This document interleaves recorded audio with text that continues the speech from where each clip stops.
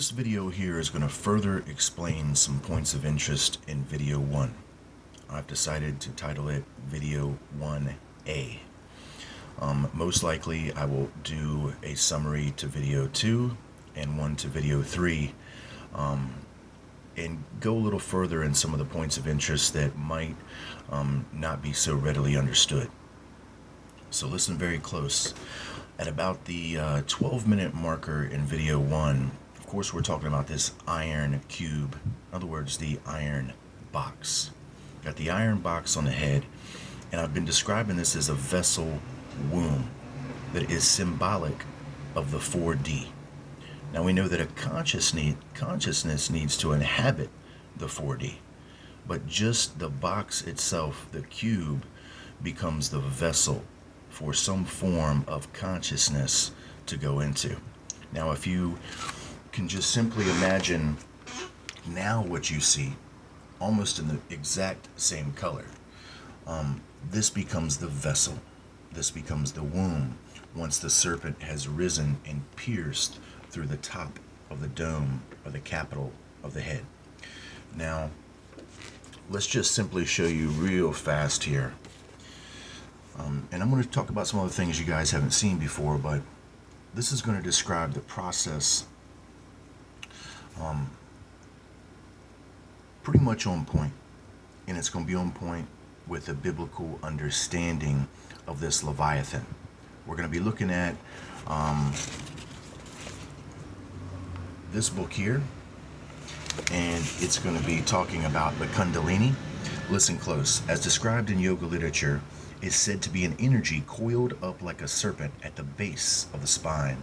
When this energy is awakened, it enters the spine, rises up along it, and is seen or perceived as a luminous serpent by the person having the experience. Once it has risen into the head, the luminous rod hopefully pierces, that's what I have there in red, the top of the head. That is the rod-like energy beam.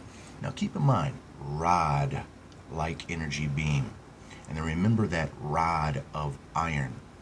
That rod-like energy beam is seen as projecting through the skull, pointing upward. When this happens, the person is said to be illuminated. Eventually, such a person may become highly intuitive and develop some psychic powers such as clairvoyance, clairaudience, or healing abilities. Whether he develops these or not depends on many factors. However, sometimes illumination may be late in coming, and all the person may be able to show for his efforts is a king-size headache, which may last 4 years. Now, incredible, because it describes a king-size headache. Now, we know who the king is that they're seeking to raise.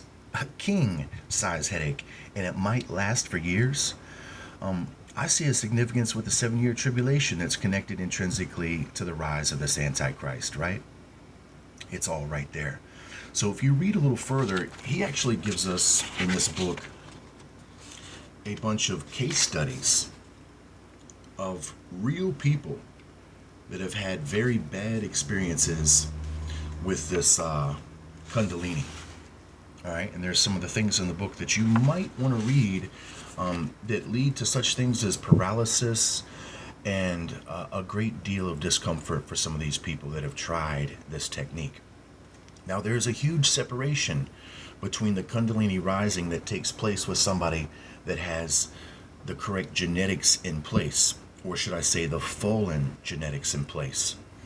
Without the fallen genetics in place, the rising of the Kundalini, at least the actual possession of this fallen spirit's disseminated identity to the people that are able at least to receive it genetically through this fallen line. Anybody that does not have this genetics is not achieving what they think is this illumination. No matter how hard they try, it's just some sort of illusion of this supposed heightened state of awareness and being. They don't really have it. Now, the people that do have it, they have it within the collective of the consciousness of the fallen prince. So the illumination that they really think that they have is really just more darkness. It just, in a sense, further shines light on the material constructs. But as I said, you change the angle of light off of the material construct and you create a glare. The glare is the shining that they're now seeing off of the material thing.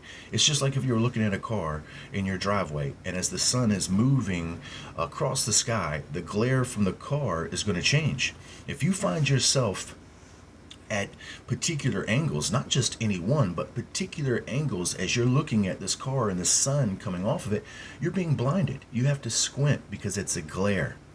And that's exactly the same type of divinity type thing that's taking place, is that the material construct is being made to appear as divine by the default of this glaring projecting light, which is coming from a fallen source.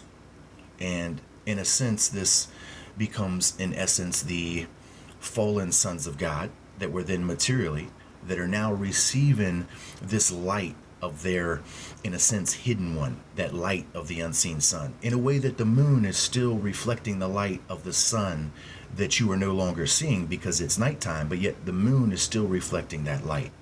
Well, they, in a sense, become those sinners that are reflecting that fallen light throughout this period of night in which darkness has covered the globe. So by default, they themselves become at least these shining or illuminated ones that supposedly everybody else is supposed to turn to. But as I said, the shining is a glare because it's a secret from which the real light is coming from. So everybody is really unable to actually see what's really going on and who is really behind all this. And what we're trying to get you to see is that it's the fallen prince of this world. The fallen prince of this world is seeking to illuminate the material construct as something that is divine, when in all reality, it's more or less the vessel of just this material world that allows us to gain the necessary experience as we travel towards the divinity that we are to acquire in eternity, towards paradise.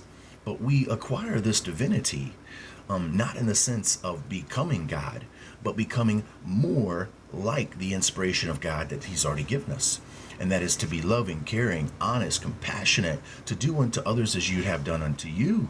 You know, you've got to have mercy, you've got to have forgiveness, and you've got to have these things on a divine scale. That's what makes paradise paradise for everyone, not just a select few. So there's a lot of stuff here that we've got. This luminous rod, symbolized like a serpent, is going to pierce the top of the head. Now let's just simply give you guys a quick understanding here with Isaiah. And I want to get you to see that Isaiah gives us the exact same language for this very same serpent. In Isaiah, this is chapter 27, he's even able to give us the correct understanding between the dragon and then these particular leviathans that have sought to rise him in their very being. So if we read in chapter 27, listen close. In that day the Lord with his sore and great and strong sword shall punish Leviathan. Now remember these Levite priests that are in charge of the ark. That's who we're talking about here. These people that have risen this Kundalini spirit, this Leviathan. And remember, the caretakers of the ark, we see that the ark, the first blast, is coming from the far side. So these are where the real Leviathan priests are. These are the beings, the people that have become illuminated. As I said, they've reached that 33rd degree. Now, in essence, they are possessed by the spirit. So they turn into the Leviathan priests. And it says, shall punish the Leviathan, the piercing serpent. So these would be the people that have had the serpent pierce through their dome. And as I said, once they reach this state of illumination, they've broken the seal, which means they are now under the dominion of those people that still have the living seal of the living God upon their forehead. And we're going to talk about the irony of this, of this broken seal, and what its relationship is to the tetrahedron in the manipulation of it, and how this is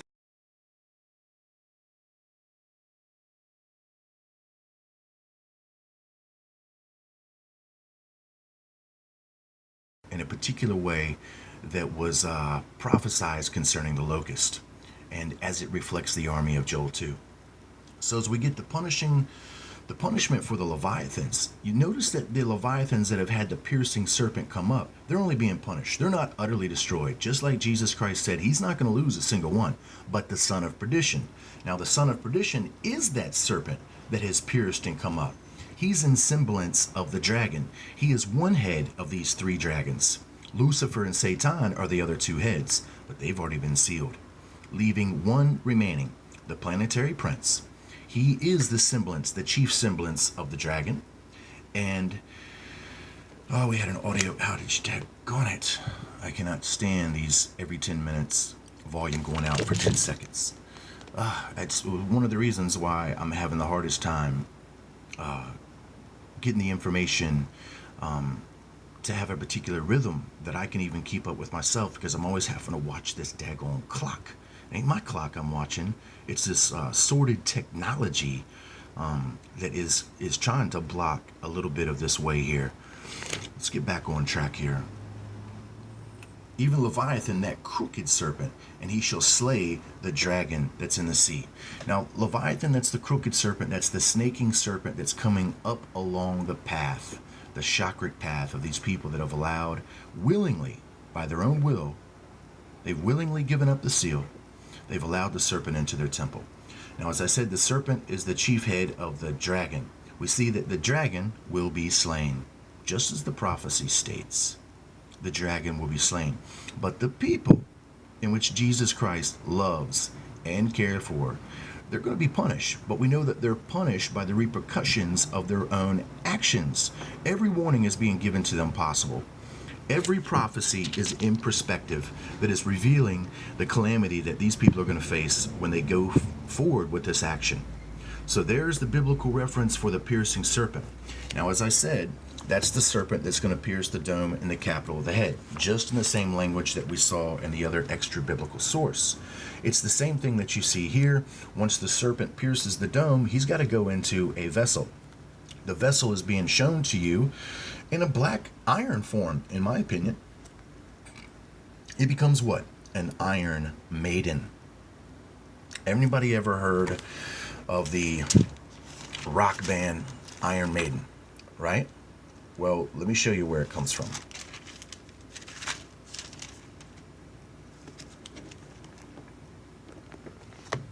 This is going to be the book of Daniel. And we're going to be looking at chapter 2.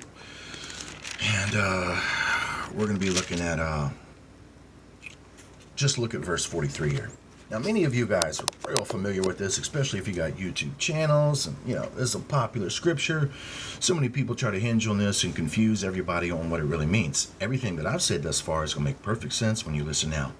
And whereas thou sawest iron mixed with the murray clay, they shall mingle themselves together, mingle themselves with the seed of men, but they shall not cleave one to another, even as iron is not mixed with clay.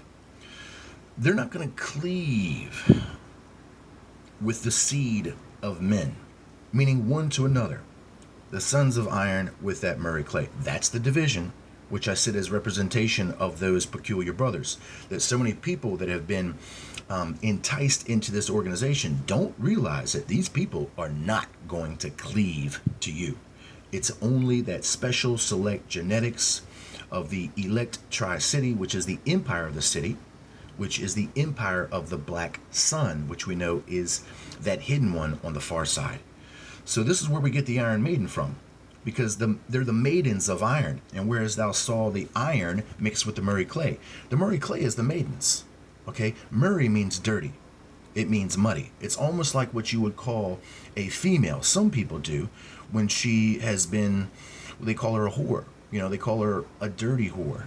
The harlot in essence is filth. It's in relationship to dirt. Well, you can see where this iron gets dirty from. It's this mingling with this iron. So, and now the females turn into the Iron Maidens. The Iron Maidens are needed to produce the stock that the fallen prince is hoping to come into, which is that 4D vessel form, where he can become the fifth dimensional resonance and ascend to this supernatural sixth sense superiority above the rest of us. But we know that he has a very short time at this, and of course, he fails. He doesn't hold it together, and he really reveals himself as the serpent of chaos and will even turn on his own people. So now let's go back here to the iron box on the head, which is in semblance of what?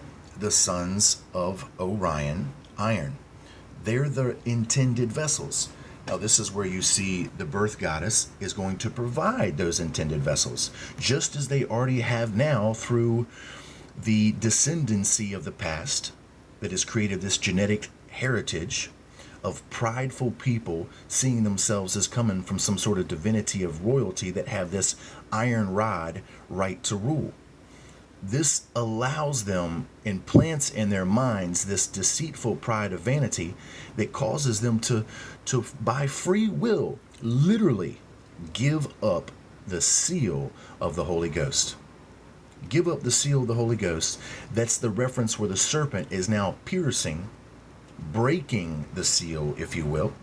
And then they feel that they're illuminated, but they're only illuminated with the darkness of the consciousness of the fallen, in which they now fulfill themselves as the collective of that fallen consciousness, which means they really have no consciousness of their own, and that's the essence of the cremation of care, that CC, if you will.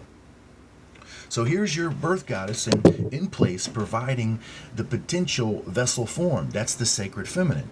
You know, the sacred feminine is XX chromosome. Well, let's just take two X chromosomes and let you see what they look like for a blinded individual.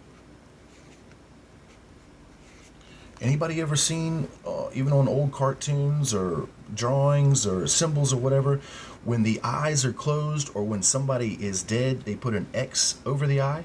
Now, XX chromosome, two X's. The sacred feminine, seeing the double vision, it means they're blind. Right there. So the iron box on the head is exactly as I'm trying to get you guys to see it.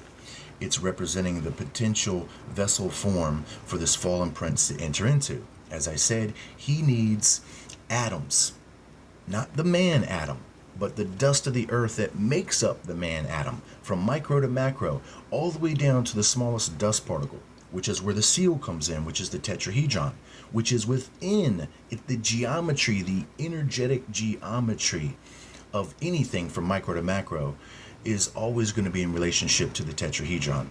As I said, if you go down to what's known as a morula, they describe it in symbol form of an apple, the embryo, but then if you look at it close under a microscope, it has all these hexagonal impressions all over it. It's basically got the symbol of the seal all over it, the tetrahedrons. And this would go all the way up to the atom, and then this goes all the way up to our earth. We know that the earth, man was made from the dust of the earth. So the dust of the earth is going to have the same energy equation that the earth itself has. That's that circumscribed tetrahedral geometry that I'm getting you guys to see, which is the seal that they're breaking. That's why you see right now the magnetic earth, the magnetic field of the earth is shifting. That's in representation of the seal due to the collective consciousness, the infection of the collective consciousness being distorted. In other words, the seal is collectively being broken, which is going to allow the fallen prince, at least in their hopes, come into this material dominion. So the iron box on the head, sons of Orion, iron, are the intended vessels. So an iron maiden is needed to produce this stock. The line of Cain provides the genetic line for the future construction of a suitable body for the fallen prince. Cain provides the fallen atoms, which are needed by law of spirit free will. So in other words, this genetic descendancy, each conscious person living in their life that comes from this heritage, that gives up the seal, seeks to rise the serpent for the illumination, has allowed by the cliche saying, you know, with vampires, they can't enter your home, aka your temple, until you invite them in. So they are literally asking, wanting, doing the work for this being to come in. Well, then he can come in. And he's only going to come into those that have the correct genetics in place. And then therefore that's the obsession with all the bloodlines, right?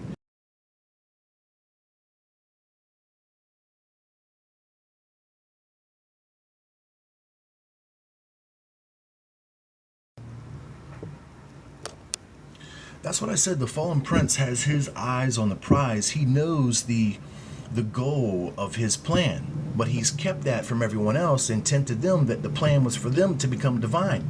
The only thing that they've become is the reflection of the devil that he is, by default of the mirror, the illusion that they're searching after.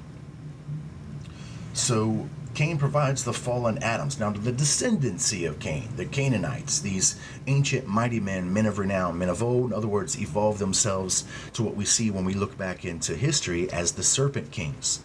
Now, these serpent kings are, symbolized with snakes usually coming out of their forehead. Not too hard to see where this is going to connect here. Now, if you know what I told you about Enki and that perfect cube, which is now intrinsically related to snakes, and even this original fallen snake who has been cursed to eat the dust of the earth all the days of his life. We know that the atoms represent the dust in which mankind was created from. You can see what the obsession is for the serpent, but you can see that what these people are being given as their supposed knowledge is not leading these people into some sort of light of all truth. It really isn't. So the seal must be broken, i.e. manipulated. And if you know anything about circumscribed tetrahedral geometry, 19.5, the equational dynamo of that equation, if you will, 19.5, we can see that the seal is shifting. That which was up will be down. That which was down will become up. No, that's exactly in the same nature with the Kundalini rising. The serpent is down at the base. Now he's seeking to come up. We know that the seal must be broken in order for the serpent to come up. The same thing that I was telling you guys in relationship to what they're hoping the serpent is going to open their third eye. Now, I'm going to show you that Jesus Christ, in representation of that cross, symbolized by having faith in him, gives you that sight. It automatically opens up the spiritual reality of this material confusion all around us. I believe that I can display that. I can most certainly testify to it, and I can witness to it. And I have real experience with being spiritually quickened, as I would say. So Enki and Horus are kind of like intrinsically related almost as the same thing. And that's where you keep hearing me say that the fallen prince that they're seeking to bring into this world is Enki, and then I say that it's Horus. Horus represents the Nephilim. Okay? Horus represents the genetic line that was created that would do the great work, that would seek to rise the serpent, provide suitable specimens of genetic material that would live and die, and eventually this genetic material could be harvested and then clone a suitable body for this being to go in. So Enki is the real father of this. He's the Nahesh, he's the serpent wisdom, he's the symbolism of the caduceus, which is the agenda or the plan for this possession of the serpent in his willing disciples, these pupils of darkness. Now, pupils of darkness is going to be relative to the singular eye, is it not? And at the center is a pupil that gets darker by less light. They're experiencing less light, so the growth of the pupils of darkness is growing in relationship. So we see the world as being covered by gross darkness by the work of these pupils of darkness. They're not really receiving any light at all. So Enki becomes the spirit-inspired father. They have rejected the other influence of the true father in paradise. Of course, Enki has, because he's gone into this plan of trying to seek a material dominion. So Enki inspires this sacred feminine plan to produce the whore us. The us that has been whored, that's connected with US. Now, it's not USA because that's America. We're America. We're America full of race. We're the people. And the government's supposed to be for the people, by the people. We see the government's not for the people, by the people any longer. It's against the people. Certain people within this organization are entirely against the people of America. They like to call themselves US and leave out the America. This comes into play with the song Us and Them. Us is what they represent. They're trying to say we're the them, but in all reality, it's them. Inky Horus, spirit-inspired father of the Horus, of those that had become a product of that whoring, of that Murray clay that was seen as dirty, that mixed itself with the iron, in which now Horus represents the darkened sons of that dark one. And we know that dark one is the fallen prince. He's called the Dark Knight, right? So they are the product of the Nephilim. Now, it's interesting because you have to still see that it still goes both ways. For you got to see that Isis is to produce this Horus. Now, Isis is the sacred feminine, correct? So Horus now becomes the intended embodiment of Enki himself. Not just any old fallen son of God, not just any old Anunnaki, but he becomes the intended symbolic representation of Enki himself. In essence, after he's freed himself from his serpent symbolism going upon the dust, now he's symbolized as this great hawk soaring through the airs, if you will. Satan, prince of the powers of the air. And then we get root for Aryan, connects us back to Sumerian, in other words, Sumerians. Horus now becomes the prototype for the Nephilim, but he also becomes the prototype for the fallen prince as he fulfills himself in the Nephilim genetics.